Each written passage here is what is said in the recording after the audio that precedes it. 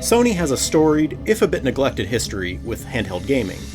The PlayStation Portable launched in 2005, back in the PS3 era, bringing with it funky UMD cartridges and what were, at the time, some of the best graphics seen in a handheld gaming device. As revolutionary as PlayStation, but in different ways. Its follow-up, the PS Vita, launched in 2011. Thank you. It was beloved by its hardcore fans, but never really got the developer support that it needed in order to carve out a meaningful hold in the handheld market. It's Ridge Racer!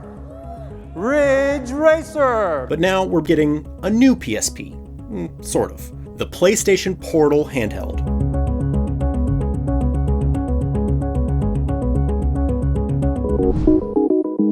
The Portal is a $200 handheld device that puts PS5 games in the palm of your hand, as long as you're on Wi-Fi. Previously known as Project Q, Portal uses the PS5's Remote Play feature to stream games from your console. Importantly, the Portal also offers all of the features and ergonomics of the PS5's excellent DualSense controller, including haptic feedback, adaptive triggers, and its touchpad. To be clear here, Portal isn't really doing anything inherently new. Remote Play has existed since the PS3 era, allowing you to stream games from your console to a handheld or smartphones, tablets, PCs, and Macs. That said, Remote Play has never really been an ideal experience. You're either compromising on visual quality, control setup, ergonomics, or some combination of the above. You can make it work, but it's not super convenient. So the goal of PlayStation Portal is to eliminate all of those pain points and make Remote Play as easy as just picking it up and playing. The Portal can do something that other Remote Play devices can't, which is wake up your PS5 just by turning it on, so it's ready to go. Its design essentially takes a standard DualSense controller, chops it in half, and then slaps those two controller grips to the side of an 8-inch 1080p LCD display. It's definitely a little weird when you're used to the more singular-looking designs of current handhelds like the Nintendo Switch and Valve Steam Deck, but it's also lighter than either of those while still giving you both a large screen and full-size controls. The DualSense grips feel exactly like a regular DualSense controller, and all of their best features are available here. Trying it out with Astro's Playroom, I could feel the haptic showcase just as well as when I experienced it on a DualSense, and the Portal's adaptive triggers simulate the pull of Aloy's bow in Horizon Forbidden West in exactly the same way. Even the DualSense's touchpad is available, though instead of the single center pad, there are two touch areas that pop up in the bottom left and right of the display where you touch it. There's a USB-C port for charging, a 3.5mm jack for wired headphones, and a small pair of speaker grills if you don't want to use headphones. Connectivity-wise, it supports Wi-Fi and PlayStation Link, more on that in a minute, but it does not have Bluetooth. On the visual quality front, the PlayStation Portal delivers. The 8-inch 60Hz LCD display succeeds at translating PS5 quality visuals into a handheld format. Colors looked bright and vibrant, though Sony hasn't given me any brightness, color gamut, or HDR specs beyond that it's just an LCD panel.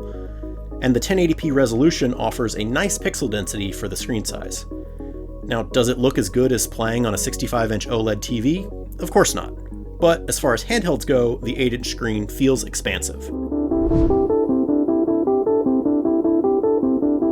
The video, of course, is being streamed from your PS5 rather than run locally on the device. And the proverbial sword of Damocles hanging over all game streaming devices is always latency. That is, the slight delay between when you push a button and when the action on the screen responds. During my demo, I didn't experience any noticeable latency. Of course, this was a private demo under ideal conditions, so that experience could change depending on your personal Wi-Fi setup. You don't actually have to be in the same room or even on the same local network as your PS5 in order to stream your games. So long as both your home connection and the one at the location where you're playing are both strong, it will still work. Whether you're in the same room or on the other side of the world, your home PS5 is on and running your game, beaming it directly to you, as opposed to cloud gaming where the game you're playing is being run on some remote server. Of course, this means that you need a PS5 in order to use PlayStation Portal, but it also means that not only is your account and progress and trophies all there, but actually your actual PS5 home screen. You can swap between games or even run any other PS5 app, just as if you were playing directly on the TV. To be clear, the Portal doesn't run anything locally, not even basic apps. So if your Wi-Fi goes down, or if somebody else wants to use your PS5, it is not going to work.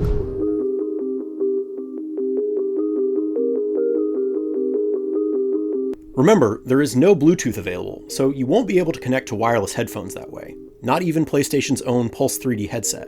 It does have something called PlayStation Link, which is Sony's new connectivity standard for PlayStation devices, and which is built into some of its brand new hardware. I got to test out the new Pulse Elite headset and Pulse Explore wireless earbuds, which are currently the only announced headsets that use the new standard, but Sony did tell me that PlayStation Link will be available for third-party headset makers to use in their future products, but that'll be a ways off. It is a bit disappointing that we'll have to buy brand new headsets to use with the Portal, since that'll add to the cost.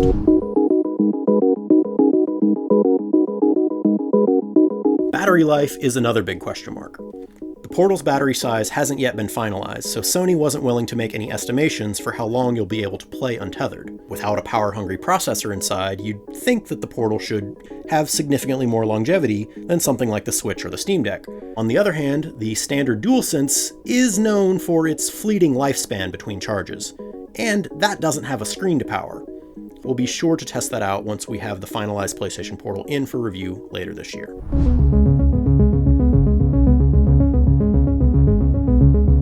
Now, the last question I know a lot of people are wondering is, who exactly is this device for?